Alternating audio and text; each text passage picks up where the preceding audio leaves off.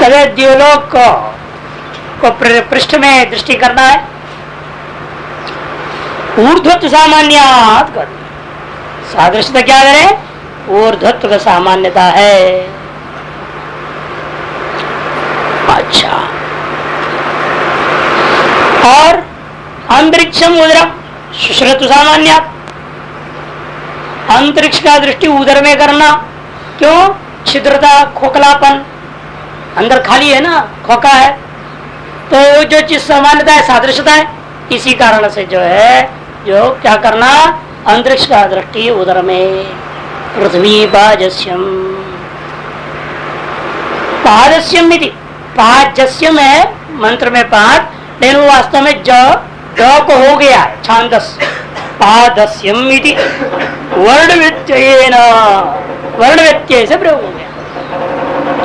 पादासन स्थान इत्यर्थ, पाद का आसन स्थान उसको कहते, अर्थात खुर प्रदेश या खुरोपलक्षित पृथ्वी प्रदेश, जैसे पदे ज्योति कहते।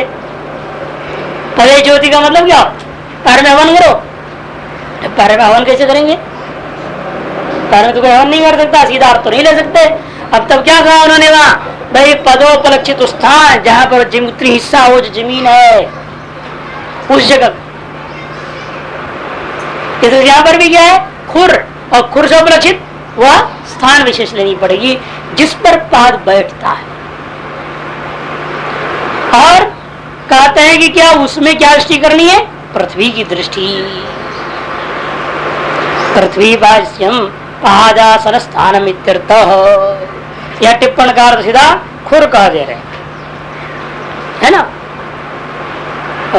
टिप्पण है इसमें, पादास्यन्ते यस्मिन् इति व्युत्पत्तिमान् आश्रित्य विक्षितमाः,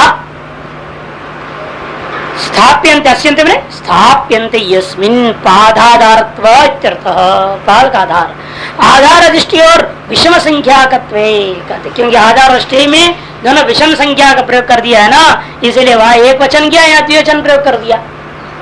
पादियों कह रहे हो इसलिए, लेकिन यहाँ पर उससे उपलक्षित क्या जाना है? जमी उस पृथ्वी का अधिष्ठान तत्व में ही जाना। दिशा चतस्रोपि पार्श्वे, पार्श्व दिशाम संबंधा, चारों दिशाओं का पार्श्व में दृष्टि करना है। क्यों? पार्श्व के द्वारा ही दिशाओं के साथ संबंध होता है।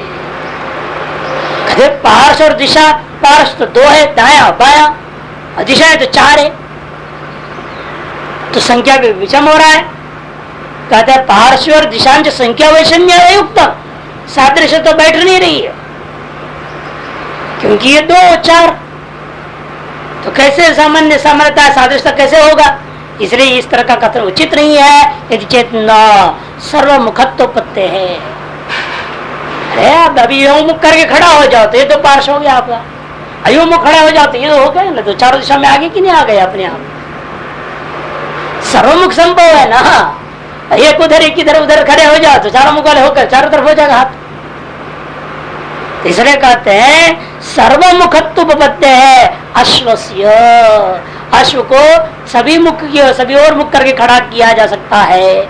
अतः पार्श्वमेव सर्व दिशाम संबंधात, पार्श्व के द्वारा ही उस स्थिति में क्या हो रहा है? सकल दिशाओं के साथ संबंध होने से अदोष, इसलिए असादृश्यता कृत दोष आप नहीं दे सकते। अवांतर दिशा आग्नेयाद्या पार्श्व पार्श्वास्थीनी, और जो अवांतर दिशाएं क्या है? आग्नेय आदि दिशाओं के समान समझो। अवांतर दिशा में आग्नेय आदि दिशाएं, उनकी दृष्टि कहाँ करनी है? पार्श्व माने पार्श्व भावित जो हड्डियां है नी, पार्श्वस्थानी कह दिया। पार्श्व में स्थित जो अस्थीनी, उनको कहते हैं, उन हड्डियों को, पसलियों को, हड्डी पसली, पसली बोलते हैं ना इनको, उन पसलियों को लेना। वो भी वंक्री, एक्चुअल शब्द इसका असली शब्द क्या है? वंक्री। संस्कृत में ये जो इसके लिए होते हैं इनको वंक्री कहा जाता है। आयुर्वेद के पुस्तकों में सब यही मिलता है। और 36 होते घोड़े में, आदि मित्र नहीं है, तो घोड़ों में 36 वंक्रियाओं का वर्णन किया गया है। गाय घोड़ा वगैरह में।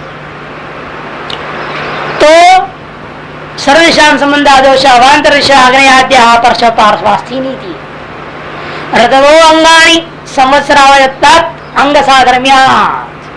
इसलिए याद आ गया क्योंकि अभिनव गुप्ताचार्य शिव सूत्र में लिखते हैं इस चीज को कि एक में अद्वितीय शिव है, शैवाद्वित है ना शिव सूत्र में, एक उस प्रकार जैसे रीढ़ की हड्डी जैसे बोलते हैं।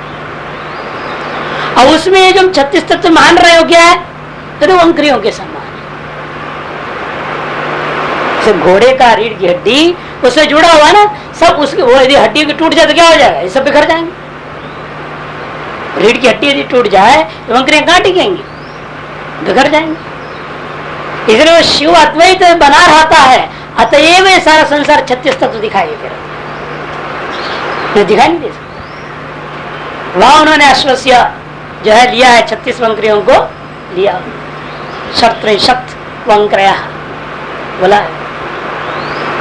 ऋतु अंगानी संवत्सरावयत्वात् अंग साधर्म्यात्, और ऋतुओं को अंगों में देखना है, अंगों में जो दृष्टि करनी है संवत्सरावयत्वात्, क्योंकि जैसे ऋतु क्या है, संवत्सर का अवयव है, उस आप जो अंगी है, आप अंगी का अंग क्या है, अवयव है, अतः अवयवों का अवयव में दृष्टि कर दो आप। अंग साधर्म्यात्, अंगत्व की सादृश्यता होने से मासाश्च अर्धमासाश्च पर्वाणि, मास और अर्धमास, मास हो गए चैत्रादि, अर्धमास हो गए शुक्ल पक्ष कृष्ण पक्ष, ये जो पर्व है, संधियां है, जोड़ है, ये जो संधि प्रदेश होते हैं, जितने भी संधि प्रदेश है, ये सब संधि प्रदेशों ने क्या कहा, ये अर्धमास मास के समान है, मास और अर्धमास के समान है। इसलिए मास अर्धमास का दृष्टि अंग का भी प्रत्यंग में जाना ना, ये एक अंग है, इस अंग में भी प्रत्यंग में जाओ, क्योंकि संवत्सर का अंग कौन था, ऋतु, ऋतु का अंग कौन, मास, मास का भी अंग कौन, अर्धमास है या नहीं। इसलिए इसमें अंग का प्रत्यंग में चले जाना, ये अंग हो गया ऋतु, इसमें जो संधियां हो गई ये हो गया मास, और इसके भी जो क्षुद्र संधियां हो जाती हैं ये अर्धमास, उसके अंदर भी संधियां होती हैं वो अहोरात्र आदि। इस प्रकार से सभी में दृष्टि करना है, काल रूपी इस प्रजापति को दर्शन करना है। अहोरात्राणि प्रतिष्ठा, संधि का है ना, संधि सामान्य, ये सब संधि के समान संधिकृत सादृश्यता है, अतएव इनमें दृष्टि करो। और अहोरात्राणि प्रतिष्ठा, और अहोरात्राणि बहुवचन कर दिया है, प्रतिष्ठा भी बहुवचन कर दिया है। बहुवचनात् प्राजापत्य दैव पितृ मानुषानि प्रतिष्ठा पादा प्रतिष्ठन्ति प्रतिष्ठति ये तेरीति, ये मानना पड़ेगा बहुवचन की वजह से, प्रजापति जिससे प्रतिष्ठित हो रहे हो, क्योंकि प्रजापति का वर्ष अलग होता है ना, उनकी तो संख्या अलग है। युग सहस्राभ्याम प्रजापत्या प्राजापत्यम एकम अहोरात्रम, अनेक प्रकार के अहोरात्र है। वो जो भगवान जो ब्रह्मा जी का अहोरात्र क्या है, युग युग सहस्र, 1000 युग उनका एक दिन रात है। और देवता उनकी दिन रात क्या है, कहते अयनाभ्याम दैवम, अयनों से उनका जो अयन है, 2 अयन, ब्रह्मा जी का 2 अयन, दैवों का एक दिन रात हो जाता है मनुष्यों का। हमारे 1000 जो है युग, सहस्र युग, हमारे 1000 युग, ब्रह्मा का एक दिन रात, और हमारे 2 अयन माने 360 दिन के एक वर्ष, उनका एक दिन रात किनका, देवताओं के लिए। और हमारे जो पक्ष है शुक्ल पक्ष और कृष्ण पक्ष, ये मिलकर जो 30 दिन है वो पितृ देवताओं का एक दिन रात हुआ। अनेक प्रकार के दिन रात हुए कि नहीं, ब्रह्मा का दिन रात अलग है, देवताओं का दिन रात अलग है, पितरों का दिन रात अलग है, मनुष्यों का दिन रात अलग है, अनेक प्रकार के दिन रात हो गए। इसलिए अहोरात्राणि बहुवचन, प्रतिष्ठा भी बहुवचन प्रयोग हो गया। प्राजापत्यो दैव पितृ मानुषानि प्रतिष्ठा, पादा प्रतिष्ठन्ति रीति, पाद जिसके द्वारा प्रतिष्ठित होते हैं उनका नाम प्रतिष्ठा। पाद जिसके द्वारा प्रतिष्ठित हो उसका नाम प्रतिष्ठा है, और उसके समान अहोरात्रों को समझना। अहोरात्रे ही कालात्मा प्रतिष्ठति अश्वश्च पादे, अहोरात्र क्या कर रहा है, कालात्मा अहोरात्र के द्वारा ही प्रतिष्ठित होता है। काल रूपी जो ईश्वर है वह दिन रात के आधार पर ही टिका हुआ है। यही दिन रात की गुणना करते करते करते सारा संसार चलता है। इसीलिए कालात्मा में काल रूपा ईश्वर दिन रात रूपी तत्व पर टिका है। जैसे वो घोड़ा भी क्या है, अपने पैरों पर खड़ा है। अतः 4 पैर जो उसकी है, अतः इस मनुष्य में अपना 2 पैरों में क्या करना, अहोरात्र का दृष्टि करना, जिस पर ये संवत्सरात्मा रूपी शरीर बाकी चलते रहता है, घूमते रहता है, बैठता है, खड़ा होता है, सब करता है। इसलिए कहते प्रतिष्ठति अश्वश्चपादेहि नक्षत्राणि अस्थिरी शुक्लत्व सामान्य। अरे नक्षत्र क्या है, ये जितने से छोटे मोटे हड्डियां दुनिया भर के बने हुए हैं, ये सब बिखरा हुआ, जैसे आकाश मंडल में इधर उधर उधर सब नक्षत्र पड़े हैं, उसी प्रकार से इस शरीर के अंदर जितनी छोटे मोटे हड्डियां हैं वो सारी हड्डियां क्या है, नक्षत्र का। इस नक्षत्र की दृष्टि इन हड्डियों में करना चाहिए। क्यों, सादृश्यता भी है, नक्षत्र भी सफेद होते हैं, हड्डियां भी सफेद होती है। नभो मने नभ मने आकाश नहीं लेना, नभस्ताम मेघा, नभ अस्मिन नभसी संतीति नभस्ता, मेघा अस्मिन नभसी संतीति, नभ ही बन गया। नभस शब्द से मतु प्रत्यय हुआ है, वस्तु रहने वाले वस्तुओं में, मेघ अर्थ में। इसे कहते हैं तद अस्य अस्ति नहीं करना, तद अस्मिन अस्ति, तद माने मेघा अस्मिन नभसी अस्ति इति नभः, ये शब्द बन गया। इस स्थिति में क्या करना है, इसलिए कहते नभस्ता मेघा। यद्यपि वैसे ये बनाना पड़ेगा छांदस रूप, सारा प्रक्रिया में, लौकिक प्रक्रिया में बनेगा नहीं, नहीं मेघादेश हो जाएगा ना। मेघ शब्द से मेघा अस्मिन संति यदि विग्रह कर दे, मेघ शब्द से वो तो प्रत्यय नभ से थोड़ी आएगा, आ नहीं सकता। इसलिए ये अर्थ जो ले रहे हैं नभस्ता मेघा करके, सादृश्यता को लेकर के बोलना पड़ रहा है। इस प्रकार की व्युत्पत्ति हम लोगों को करना पड़ता है ना, वो केवल छांदस रूप मन में संभव है।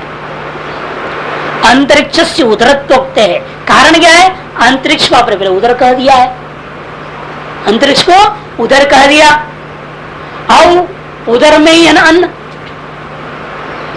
वही उसके जो गुड़गुड़ आवाज आना है, वो मेघ के गर्जन सदस्यता लाना चाह रहे हो, इसी में से गैस निकलते जम्बई होता है। ये सारी चीजें इससे संबंधित है ना। जब इसे संबंधित कहोगे तो वो आकाश के अंतर अंतरिक्ष है, अंतरिक्ष के बाहर है नहीं। इसलिए कहते हैं अंतरिक्ष से उदरत्वोक्त है, मांसानी उदक रुधिर सेचन सामान्य, मांसानी उदक रुधिर सेचन सामान्य कर दिया। इसी प्रकार से मांस भी है, समझो क्यों, अंतरिक्ष से उदरत्वोक्त है, मेघा मांसा, मांसा नहीं देखता है, जो मेघ क्या है यहाँ, मांस ही मेघ है। और भी कौन से मांस, जो उदर में स्थित मांस है, वो मेघ के समान मेघ। क्यों, उदक रुधिर सेचन सामान्य, क्योंकि जो है जल रूप रुधिर, ये जल का सदृश कौन है, खून, उसका जो है बरसाने में उनके मांस में समानता है, बरसाने का सादृश्यता है। इन्हीं मानसून से खून आता है जाता है, सब कुछ होता है ना। इसी सादृश्यता को लेकर जैसे मेघ से ही वर्षा होती है, फिर पानी मेघ बनता है, फिर गिरता है, इस खून से ही मांस बनते हैं, मांस से खून निकलते हैं, एक प्रक्रिया चल रहा है। जिससे खून बन रहा है वो भी मांसपिंड है, और खून से जो बना वो भी मांसपिंड ही है। इसलिए बादल से पानी हुआ, पानी से फिर बादल हो रहा है। इसी सादृश्यता होने के कारण से खून रूपी जल को प्रवाहित कर देता है, रूप रूपांतर को ग्रहण करता हुआ। अतः मानसून में बादल की दृष्टि और खून में जल की दृष्टि करनी चाहिए। उवध्यम, उवध्यम माने उदरस्थम, उवध्यम ये शब्द जो बना है वो भी छांदस है, वो उदरस्थ को कथन करता है। क्या है उदरस्थ, किसमें उदर में तो बहुत सारी चीजें, कहते अजीर्णम अशनम, अजीर्ण जो खाया पिया हुआ माल है वो, उसका नाम उवध्यम समझ लो। सिकता विशिष्टावैत्व सामान्य, इनमें रेत का दृष्टि करना, क्यों? अवयव में उधर में रहने वाला अर्ध जीर्ण अन्न सिकता है, रेत के समान है, बालू के समान है, सैंड के समान समझो। क्यों ऐसे कहते हो? क्योंकि अवयवों के अलग अलग रहना। रेत में क्या होता है? अलग अलग होता है। मिट्टी तो एक साथ ही मिलेगा, वो चूर्ण होने के बाद अलग अलग नहीं दिखाई देता। इन रेत का तो दाना दाना अलग दिखता है। इसे कहते हैं अलग अलग रह गया। अभी तो पचा नहीं ना, जब पचा नहीं का मतलब अलग अलग रहता है। जैसे कि रेत होता है, वालुका होती है, उसी प्रकार अलग अलग रहना आरोपी अवयवत्व सामान्य सादृशता को लेकर के इस प्रकार सिकता का दृष्टि अर्ध पक्व या अपक्व अन्न में ही करना चाहिए। जो उदरस्थ अन्न भी बाहर बर्तन में रहने वाले को नहीं समझना।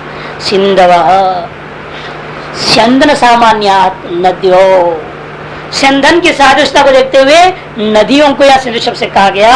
और वो क्या है? गुदा नाड्यो बहुवचनाच्छ, बहुवचन भी कारण है। यहाँ पर सिंधव का तात्पर्य समुद्र न लेकर के हम नदियों में ले जाएंगे।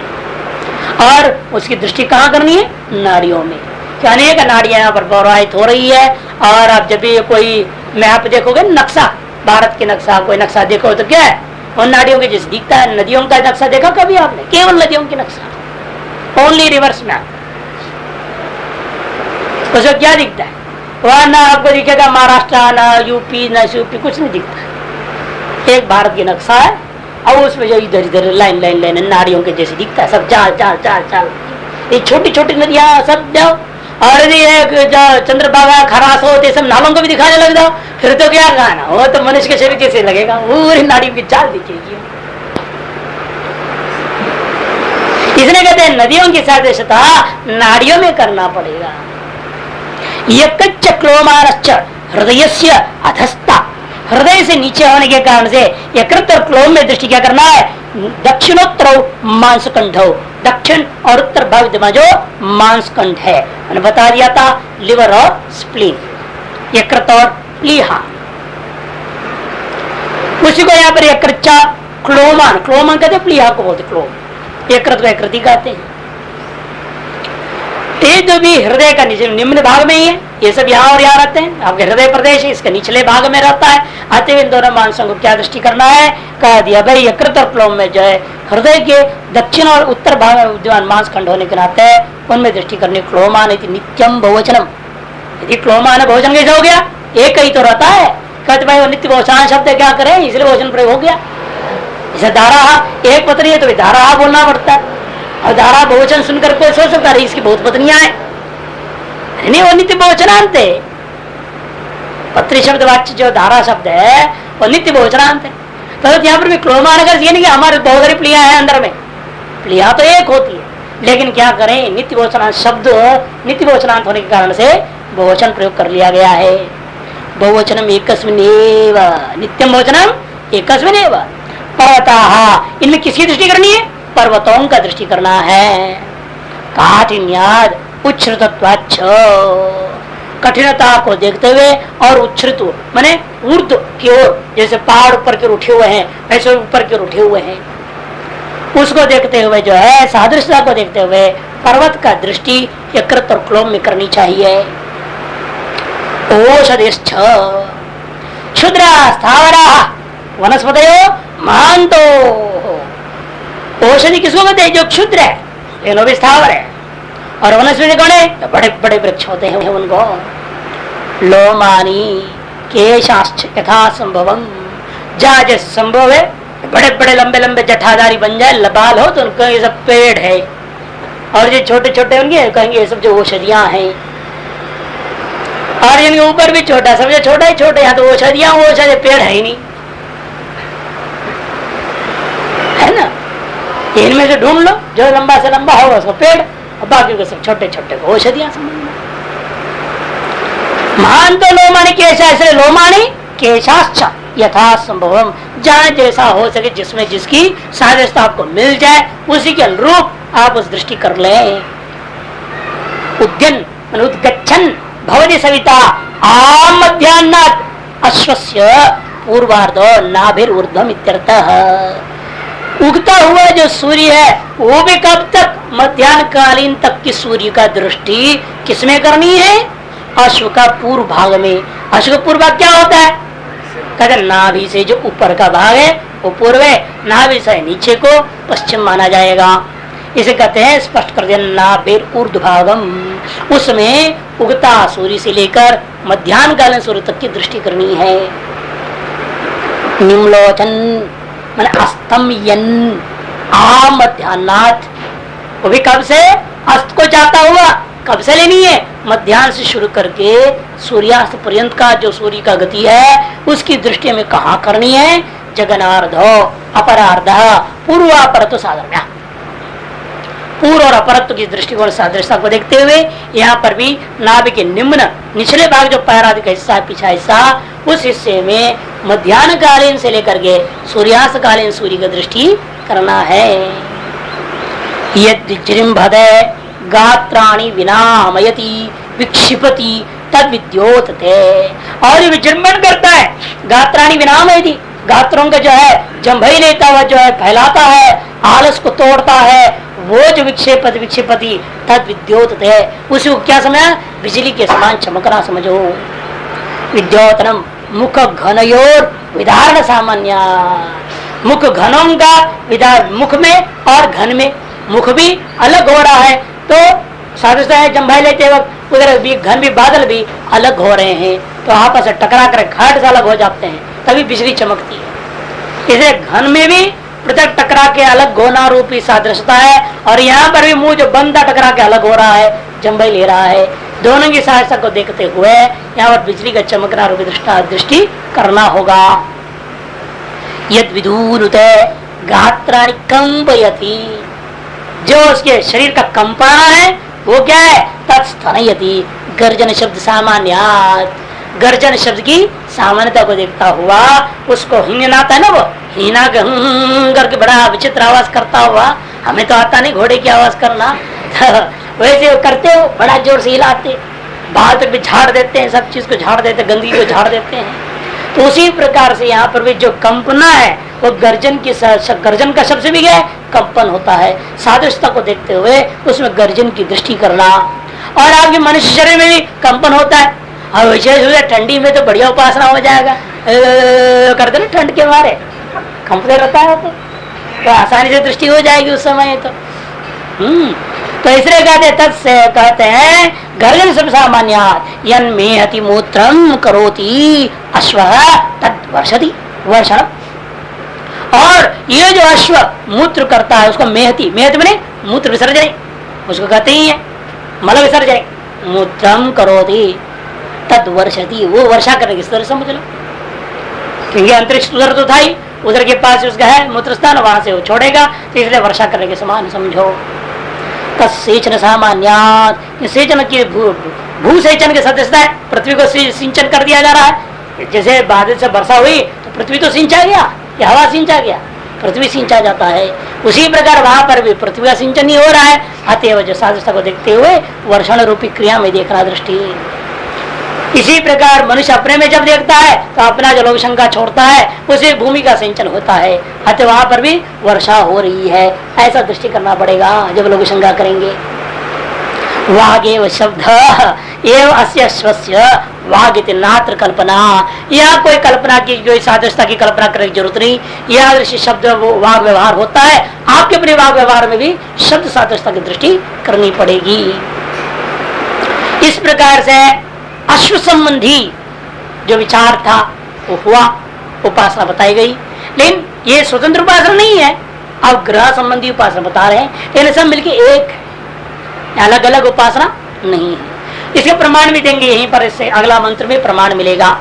अहर्वा अश्वम पुरस्तान महिमा अन्वजायत तस्य पूर्वे समुद्रे योनि रात्रेणं पश्चान् महिमा अन्वजायत तस्या परे समुद्रे योनि एतौ वा अश्वं महिमा अनावभूतः संबभूवतु हयो भूत्वा देवान् अवहद वाजी गंधर्वान् अरवा असुरान् अश्वो मनुष्यान् समुद्रेवास्य बन्धुः समुद्रो योनिः।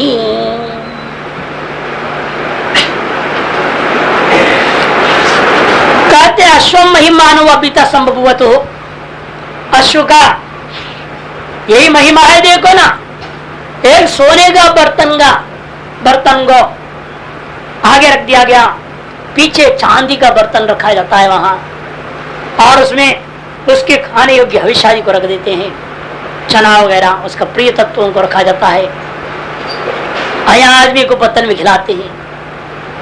क्या महिमा इस घोड़े की, महिमा तो हुआ वो घोड़े की इतनी महानता है। आजकल तो राजा लोग भी जो है प्लास्टिक के प्लेट में खा रहे हैं। आजकल जितने मुख्यमंत्री प्रधानमंत्री क्या है वो आजकल थ्रो प्लेट होती प्लास्टिक वाली, उसमें तो खाते हैं।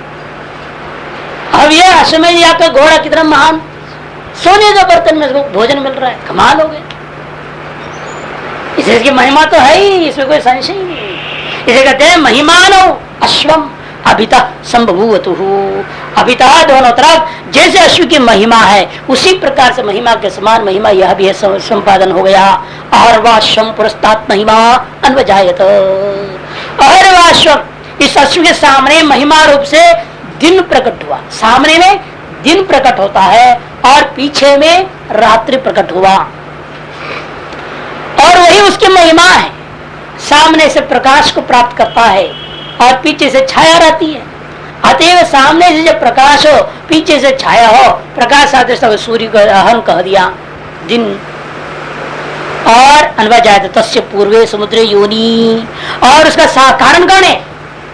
उगता सूर्य से उगने से लेकर के मध्याह्न कालीन सूर्य का कारण साधनभूत कौन तत्व है? वह पूर्व समुद्र ही है। पूर्व समुद्र की ओर से ही सूर्य उगता है, इसलिए उसका कारण, उसका अधिष्ठान समुद्र कौन है? पूर्व समुद्र है। रात्रि पश्चात महिमान हो जाए तो, और रात्रि रूपी छाया स्वरूपा जो है वो इस अश्व का पश्चिम भाग का महिमा के समान हो गया।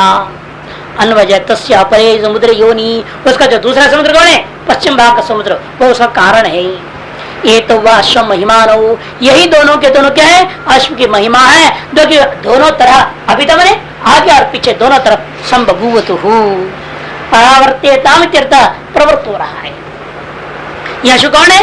प्रजापति अश्व। ये वो घोड़ा नहीं है कि घोड़ा में नहीं, ये तो उपासना चल रहा है। और आपने सारा सृष्टि को कहा अल्लाह भी देखा है, अश्व का आकार में देख रहे हो। अश्व के आकार में समस्त विराट को आपने देखा, द्यूलोक से लेकर पृथ्वी तक सारे चीजों को आपने ले लिया। इस पृथ्वी का पेड़ पौधा हर चीज आपने देखी।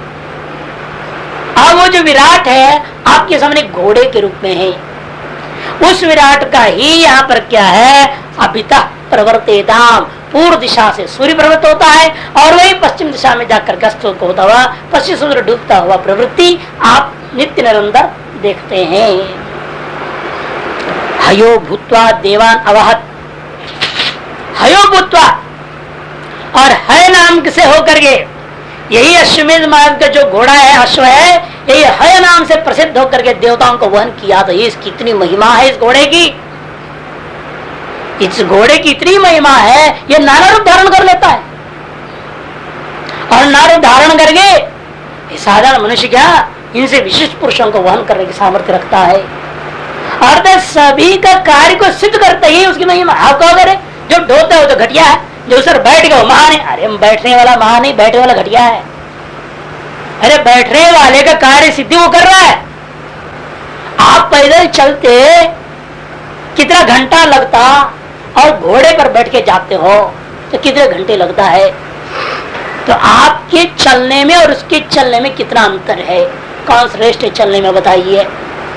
आपको लगता है आपको वहां बैठ गए हैं तो हम महान हो गए, घोड़ा मेरे अंडर में है। अरे घोड़ा आपके अंडर में नहीं है, वो ये चाहेगा तो एक बार लात उल्टा पुल्टा कर लेगा तो बस गए आप। क्या आप महान? महान तो वही है, एक तो जल्दी पहुंचा देता है, आपसे वेगवान भी है और सामर्थ्य इतना है बैठे हो का नाश भी कर सकता है। बैठे हो का हड्डी तड्डी तोड़ देगा वो, उसकी मर्जी है, मूड की बात। अच्छा मूड है, ठीक है, खिलाए पिलाए हो और बड़ा प्रेम दिखा रहे हो तो चल देता है। थोड़ा अपना हेकड़ी दिखाइए, फिर वो भी अपना हेकड़ी दिखा देता है, पता चल जाता है उस दिन घोड़ा क्या होता है। तो इसीलिए हर दृष्टिकोण से वहन यहाँ पर शंका होगा, अरे वहन करने वाला तो घटिया होता है, क्या आपने उसकी जो महिमा बता रहे हो? कहते नहीं, यही उसकी महिमा है। देवता भी उतना स्पीड से नहीं चल पाते जितना है का स्पीड होता है। यही अश्व है रूप धारण करके देवताओं को भी अपने लक्ष्य प्राप्त कराया है, अतएव है महान है। देवता लोग भी अपना लक्ष्य प्राप्ति करने के लिए इसी का आश्रय किए हैं, तो मान हुआ कि नहीं हुआ? इस तरह से व्याख्या करेंगे इसका। और वाजी भूतवा गंधर्वान, वाजी नाम से यही अश्व वाजी रूप धारण करके क्या किया? गंधर्वों को वहन किया। अरवा भूतवा असुरान, अरवा स्वरूप को धारण करके घोड़े ने क्या किया? असुरों को वहन किया। और अश्व रूपे न सामने ही है मनुष्यों के वहन कर मनुष्यों को भी अपना लक्ष्य होता स्वर्गादि तक भी प्राप्त करा देने वाला महान तत्व अश्व है। समुद्र एवं बंधु समुद्रो योनि, ये समुद्र मैंने परमात्मा वही इसका बंधन है, वही इसका उत्पत्ति का कारण भी है। अतएव ये विराट पुरुष रूपी अश्व का बंधन स्थान कौन है? ये किससे बंधा हुआ है? परमात्मा से। ये विराट शरीर रूपी जो स्थूल शरीर है और कारण शरीर से बंधा हुआ है, और कारण शरीर कहाँ बंधा हुआ है? कारण शरीर में। अतएव कारण शरीर को परमात्मा, अतः सूक्ष्म शरीर में जो परमात्मा से बंधा हुआ ये कौन है? ये अश्वरूपा विराट है। जैसे हम लोग भी अपने सूक्ष्म शरीर रूपी परमात्मा से बंधे हुए स्थूल शरीर रूपी घोड़ा है। जब इसमें आप दृष्टि करोगे तो इसलिए कहते हैं समुद्र योनि, और इसकी उत्पत्ति भी कहां से हुई? उसी सूक्ष्म शरीर से हुआ, उसी परमात्मा से विराट उत्पन्न हो रखा है। इसे समुद्रो योनि, समुद्र एवं बंधु बंधना का साधनम इति। बंधु से तात्पर्य मित्र सगर नहीं, रिश्तेदार नहीं। बंधन स्थान इति बंधु, बदनादि बंधु, वाति वायु बनता है कि नहीं बनता है? उणादिभ्य है ना, सूत्र उणादि सूत्रों में सबसे पहला सूत्र है उण। हाँ, तो उसको वाति वायु इत्यादि जैसे बनाते हो वैसे बदनादि बंधु बना लेना। अर्थ क्या? जो बंधन का साधन, जो बंधन करता है वो हो, ऐसा अर्थ हो जाएगा। सुवर्ण राजतो महिमाख्यो ग्रहो, ये महिमा नाम से दो ग्रह पात्र है, एक सोने का, एक चांदी के ग्रह पात्र होते हैं। उन ग्रह पात्रों का नाम ही है यज्ञ में। यज्ञ में क्या नाम है उसका? महिमा। यज्ञ में उन ग्रह पात्रों का नाम ही रखा गया है महिमा, और है भी महिमा स्वरूप। सवर्ण राजदो महिमाख्यो है, अश्वग्रह, अश्व से अग्रत पृष्ठ से स्थापित, अश्व के आगे पीछे स्थापित किया जाता है। तद विषय इदम दर्शनम, तद विषय की उपासना कथन करने जा रहे हैं। आहरवा इति यह व्याख्या नहीं है, वो तो केवल प्रतीक लिया है, मंत्र का प्रतीक है आहरवा इति। अब उसकी भूमिका बांध रहे, ये मंत्र का तात्पर्य क्या है उसकी भूमिका बता रहे। सवर्ण राज तो महिमाख्यो ग्रह अश्वस्य ग्रह पृष्ठ तद विषय इदम दर्शनम। ग्रह स्थिति स्थान विषय, ग्रहों की स्थिति और ग्रहों की स्थिति का जो स्थान है तत्संबंधी उपासना। उन ग्रहों में क्या दृष्टि करना और उस ग्रह को जो स्थान है जिस पर ग्रह बैठे हुए उत्तर भाग और पूर्व भाग में उन स्थानों में क्या दृष्टि करना, यही बताने जा रहे हैं यहाँ। आह सवर्णो ग्रह दीप्ति सामान्य द्वयी, आह को स्वर्णमय ग्रह पात्र के साथ से क्यों? कहीं सवेरे उगता हुआ सूर्य कैसे दिखता है? सोने के जैसे चमकता हुआ दिखता है। इसी कारण से दिन को सूर्य को चमकता हुआ का समान दिखने से उगते हुए और दिन भर चमकते रहता है। अतः दीप्ति के साथ सबको देखकर आह को स्वर्ण ग्रह कहा। आहार अश्वम पुरस्तात् महिमा अन्वजायते कथम, आहार रूपी जो महिमा है वह अश्व के सामने उत्पन्न हो गया, ऐसा आपने कैसे कह दिया? तब कहते भैया घोड़े से यज्ञ घोड़ा नहीं, अश्व से प्रजापतित्वात्। अभी तो आपने पूर्व ब्राह्मण में ही तो पढ़ा, पूर्व कंडिका ही समझाया है आपको। पूर्व ब्राह्मण की जो प्रथम कंडिका, यह प्रथम अध्याय का प्रथम ब्राह्मण की प्रथम कंडिका पढ़ चुके हो, दूसरी कंडिका पढ़ने जा रहे हो। यह इन मंत्रों को कंडिका बोला जाता है, संज्ञा है, रूढ़ वैदिक की संज्ञा है वो। तो प्रथम ब्राह्मण की प्रथम कंडिका में आपने ये देखा कि क्या है, यशु क्या है? प्रजापति रूपेण आपने देखा है, प्रजापतित्व का दृष्टि कर लिया। अतएव जो है यह सब प्रजापति, और प्रजापति क्या है? विराट, और उस विराट का पूर्व दिशा से जगता उगता ही है सूर्य, और विराट का पश्चिम दिशा में अस्त को प्राप्त कर रहा है। इस स्थान में कोई दोष नहीं। अश्व से प्रजापतित्वात्, प्रजापति आदित्यादि लक्षणों अन्नालक्षित है, और प्रजापति क्या है? आदित्यादि रूप अहन्ना, दिन के माध्यम से ही प्रजापति संपूर्ण को लक्षित किया जाता है। क्योंकि आदित्यादि क्या है? उसके कहा है आदित्यादि का चक्षु कहा है, चक्षु की दृष्टि करे सूर्य, सूर्य का दृष्टि चक्षु में कर ही रहे हैं आप, इसलिए कहते हैं अन्ना लक्षित यदि हो रहा है तो कोई दोष नहीं है। अंग के द्वारा अंगी को लक्षित किया ही जाता है। अश्वम लक्षित्वा अजायत, इसलिए कहावत बन गया ना, अंग से अंगी लक्षित। हाथ हाथ पकड़ा, हाँ अंगुली पकड़ के अंत में हाथ को ही पकड़ लिया, नहीं अंगुली पकड़ने का बहाना बनाया और हाथ ही खा गया, ऐसा आदमी है। थोड़ा बैठने के लिए पूछा, किनारे में बैठूंगा और धीरे धीरे पैर पसार दे, फिर सो गया। थोड़ा लेटू, हाँ भाई कोई बात नहीं, लेट गया।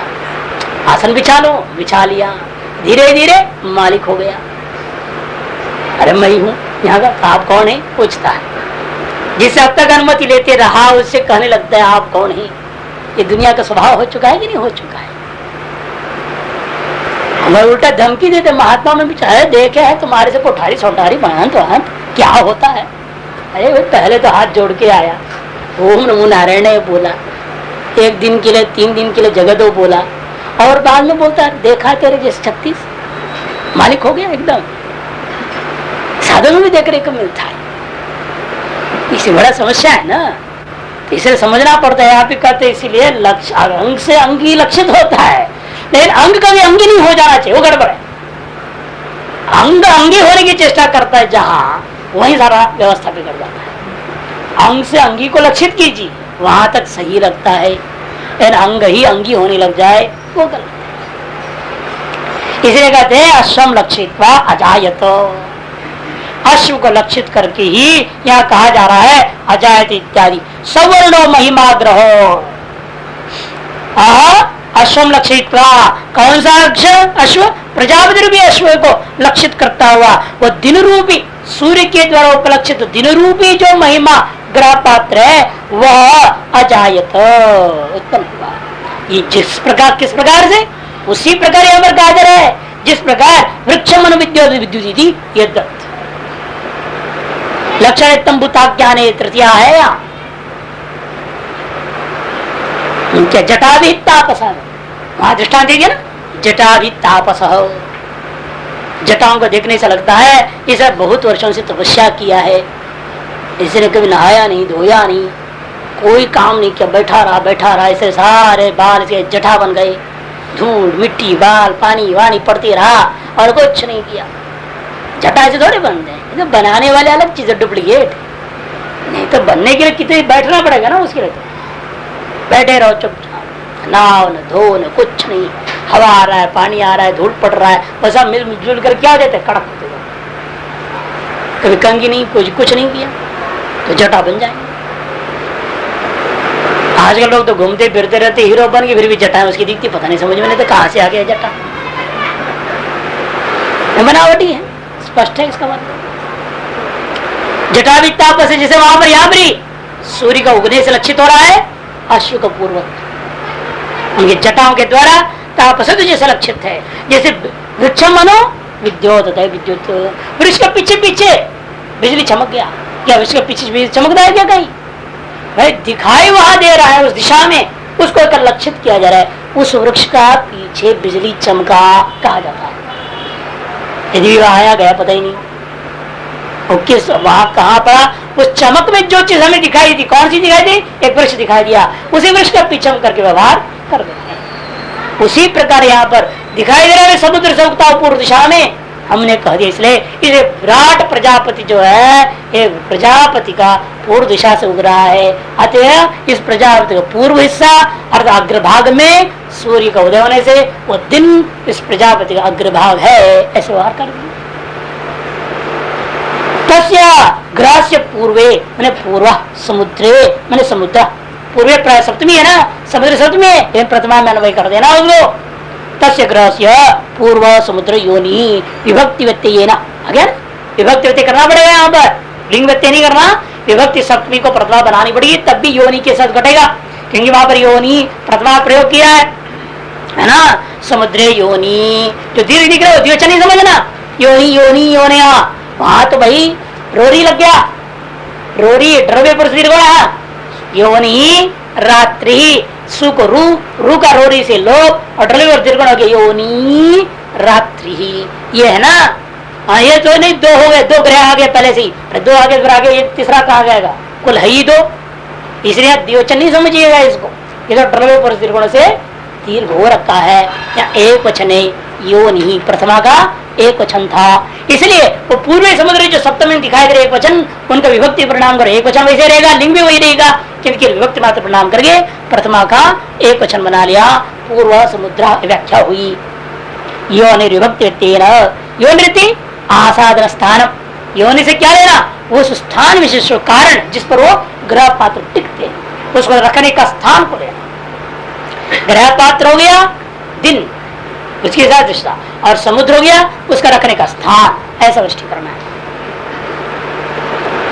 तथा रात्रि इसी पर रात्रि राज तो ग्रहो, ये रात्रि में सदृशता कैसे बैठेगा, रात्रि तो अंधकार होता है और चांद तो सफेद चमकता है। कहते बाद वो भी र से शुरू है। वर्ण सादृश्यता यहाँ पर, कार्य सादृश्यता नहीं लेना। रात्रि में पहला वर्ण कौन है, र। रजत या राजत में पहला वर्ण कौन है, र। रत्र भी वर्ण आद्य वर्णात्मक जो रखा है तत्सादृश्यात रात्रि को राजत ग्रह में दृष्टि करना है। राजतो ग्रह क्यों, वर्ण सामान्यात जगन्यत्व सामान्यत्वा, अथवा जगन्यत दिन के बाद होने वाला वस्तु है, और पूर्व के बाद क्या होता है, उगने के बाद तो अस्त होगा, उगे बिना अस्त को कैसे प्राप्त करेगा, उगने के पश्चात भावी है अस्त था। इसी प्रकार दिन के पश्चात भावी है रात्रि, इसलिए पश्चात भावित्व दृष्टिया सादृश्यता को लेकर के रात्रि की दृष्टि, रात्रि का दृष्टि उस पूर्व ग्रह पात्र में करना है। और यहाँ करूंगा तो जहाँ कर्माधिकारी नहीं है वहां तो रात्रि में पूर्व ग्रह का दृष्टि करना, उल्टा हो जाता है। जब यज्ञ मंडप में करूंगा तो क्या होगा, वहां ग्रह पात्र रखा हुआ है, उस अश्व को उस पात्र सहित हमें उपासना करनी होती, तो वह ग्रह में वो दृष्टि, एक रात्रि होता है, इस रात्रि में हमें राजत ग्रह की दृष्टि करनी पड़ेगी। अथवा अपने से पीछा जो छाया उसमें राजत ग्रह दृष्टि, वही रात्रि है, और उस राजत दृष्टि ग्रह की दृष्टि, और अपने सामने जो प्रकाश है इसमें जो है सौरण दृष्टि, अह की दृष्टि करनी पड़ेगी। जब अपने शरीर को लेकर करते हो उपासना तो तेनम अश्वम पश्चात पृष्ठतो महिमा अन्वजायत तस्य अपरे समुद्र योनि ही, वह इस अश्व के पश्चात पृष्ठतः महिमा रूपेण उत्पन्न ग्रह पात्र रूपेण उत्पन्न हो गया, उसका अपरे समुद्र योनि ही, या फिर प्रतिमा बना लेना, उसका जो पश्चिम समुद्र है वही रखने का स्थान है। अतः स्थान में समुद्र दृष्टि करना पड़ेगा। विराट में यदि अश्व का दृष्टि करोगे तो समुद्र में ग्रह का दृष्टि, और यज्ञ में कर रहे हो तो ग्रह में समुद्र का दृष्टि, अपने में कर रहे हो तो पीछे वाला छाया में, और आगे वाला छाया में ग्रह दृष्टि, उन ग्रहों में फिर रात्रि और दिन का दृष्टि करना होगा। तावे अक्षस्य ही महिमा महत्ता, महिमा क्यों कहते हो इसका, कि महत्ता महत्व मानता है इसमें। अश्वसी भूतिरेशा यद सवर्णो राजस्व ग्रहो स्थाप्य, अश्व की यही महान विभूति है समझो, जो उसके आगे और पीछे सोना और चांदी चल रहा है, उनके बर्तनों को रखा जा रहा है, उसमें उसको खिलाया पिलाया जा रहा है, सारा काम उससे हो रहा है, यही उसकी महिमा है।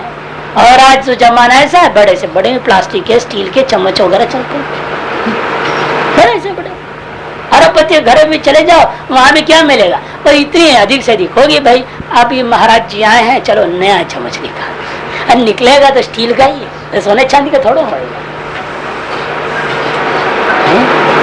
और कई तो है महाता बनने के बाद क्या करा, अपना स्टैंड, महाराज है ना, महाराज है, कहते तो है महाराज है, महाराज जैसे रहना चाहिए, सोने का छड़ी, सोने का कुर्सी, सोने का सिंहासन, सोने का सब चीज चाहिए, सोने का थाली, कटोरा, चम्मच, सब, घड़ी का चेन भी सोने का, सब सोने का।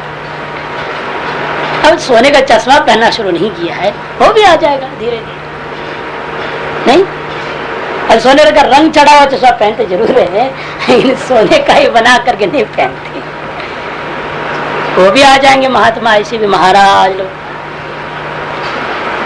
तो यही तो है महिमा, तो ये कहते तो वही महिमा रहो विभूति रेशा सवर्ण राजत ग्रहो स्थाप्य थे, तो वे तो वही महिमा, महिमा रहो, महिमा क्यों, महिमा ही है वो, नाम भी महिमा, काम भी वैसा ही है उसका।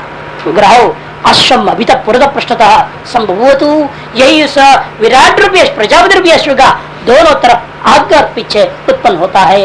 उक्त लक्षण वे संबोधो, जो पूर्वोक्त लक्षण वाले ही यह हुआ करते हैं। इत्थम असौ अश्वो महत्वयुक्त पुनर्वचन स्तुत्यर्थम। इत्थम असौ अश्व, इस प्रकार की अश्व है ये, देखो सोने और चांदी के बर्तन, हाँ कितनी महत्व है इसकी। इस तरह से महत्व से युक्तता को बताने के लिए ही पुनर्वचन जो कथन है ये स्तुति के लिए है। और यज्ञ स्तुति करने के लिए क्यों क्यों कह रहे हैं स्तुति के लिए? फला नहीं समझना, नहीं तो अलग उपासना माननी पड़ जाएगी, नहीं तो ये अलग उपासना हो जाएगा। ये अलग उपासना नहीं है। ये दोबारा जो कथन किया अश्वम महिमान संभवतु, ये जो कथन है ये स्तुति पर, स्तुति होने के कारण से ज्ञापन हो गया। पूर्वोत्तर सारा मिला के एक उपासना है। पूर्णमद पूर्णमिदम्